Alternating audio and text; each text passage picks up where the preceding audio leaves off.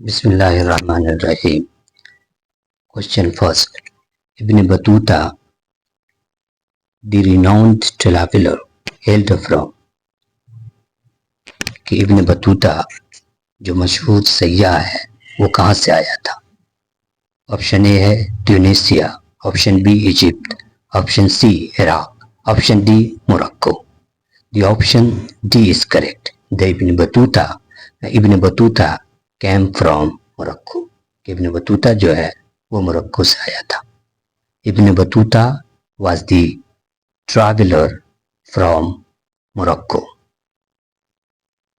He came to India during the region of Mohammad ibn Tughlaq, कि मोहम्मद इब्न तुगलक की दौरे हुकूमत में वो हिंदुस्तान आया था। His book of traveler is called Rihla, कि उसकी किताब जिसमें उसने अपने सफ़र के बारे में लिखा है, उसका जो सफ़रनामा है, उस किताब का नाम रेहला है। Question 2. On which day National Good Governance Day is observed in India? National good governance day, सुशासन दिवस कब मनाया जाता है? Option A 14 November, 25 November, 26 November, 30 January.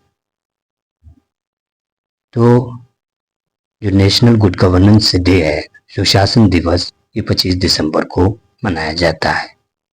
The option B is correct. In 2014, the then newly elected Narendra Modi government announced that December 25 would be celebrated as a good governance day. कि 2014 में Modi government ने ऐलान किया कि 25 दिसंबर को good governance day के तौर पर मनाया जाएगा, marking the birth anniversary of the former Prime Minister and Bharatiya Janata party डॉयन Atal Bihari Vajpayee. ये अटल बिहारी वाजपेयी की जो है पैदाइश का दिन है, इसको यादगार बनाने के लिए। The day is meant to foster awareness among the citizen about the government accountability and administration। कि ये डे ऑब्जर्व किया जाता है इसलिए कि नागरिक के दरमियान, शहरियों के दरमियान जागरूकता फैलाया जाए गवर्नमेंट की अकाउंटेबिलिटी के बारे में, उसकी जिम्मेदारी के बारे में और उसके एडमिनिस्ट्रेशन के बारे में। Question 3, which of the following city is called city of golden gate? City of golden gate किसे कहा जाता है? Option A New York, option B San Francisco, option C Rome, option D Berlin. The option B is correct, कि San Francisco को city of golden gate कहा जाता है। San Francisco is known the city of golden gate. The golden gate connect the San Francisco Bay to the Pacific Ocean, which is a strait on the west coast of the North America. Question 4. In which of these places is the famous cellular jail is located? Cellular jail जो कि मशहूर है वो कहाँ वाक़ है? Option A Andaman in the Nicobar island, option B Punjab, option C Visakhapatnam, option D Kerala. The option A is correct, कि the cellular jail जो है वो अंडमान एंड निकोबार आइलैंड में लोकेटेड है। The famous cellular jail also known as a काला पानी which translated to black water is located in port Bihar. Cellular lake को काला पानी के नाम से भी जाना जाता है, जो कि पोर्ट बिहार में है, the capital city of the Andaman and Nicobar island. This colonial prison was used by the British to exile political prisoners and criminals during the period of Indian independence। कि जेल को बरतानवी हुकूमत के ज़माने में जो सियासी लीडरान कैद होते थे उनको जिला वतन करने के लिए इस्तेमाल किया जाता था। Today it stand as a national memorial moment. Question 5, who has been the longest speaker of the लोक सभा in India? हिंदुस्तान में ज़्यादा मुद्दत के लिए, ज़्यादा वक्त के लिए स्पीकर कौन रहा है? Option A Meira Kumar, option B Balram Jakhar, option C Hamid Ansari, option D Sumitra Mahajan. The option A is correct, Speaker of the Lok Sabha is the presiding officer and the highest authority of the Lok Sabha or the lower house of the parliament. Preside करते हैं लोकसभा की meeting को.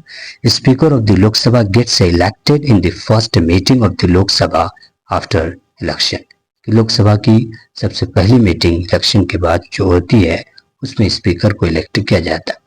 The tenure of the Lok Sabha speaker is 5 years. Lok Sabha के speaker को 5 साल के लिए elect किया जाता है. The incumbent Lok Sabha speaker is Om Birla since 19 June 2019. के जो करंट स्पीकर हैं वो ओम बिरला है. Balram Jakhar is the longest serving speaker of the Lok Sabha. He was elected as the Lok Sabha speaker 2 times. Balram झाकर को 2 मरतबा जो है एज ए स्पीकर जो है इलेक्ट किया गया, मुंतखब किया गया.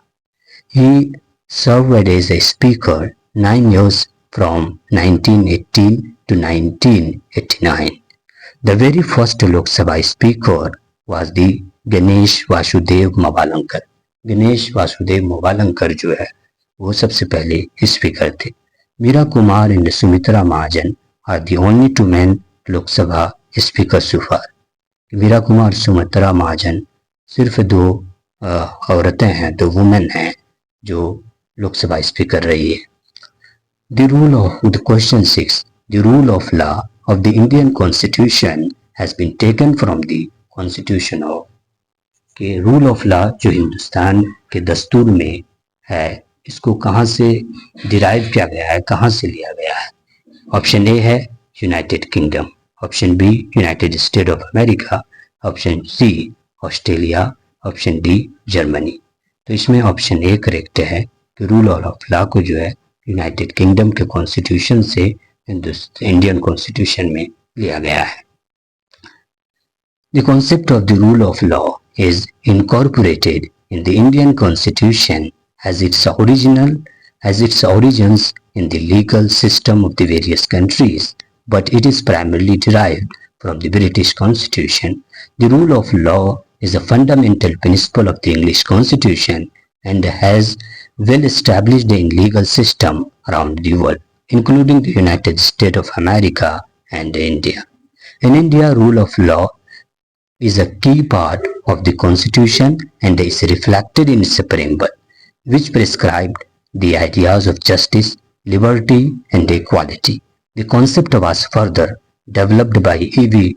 Dicey and is based on the 3 principles: the supremacy of law, कानून की बालादस्ती, equality before law, कानून के सामने बराबरी, and the Constitution is a result of the ordinary law of the land.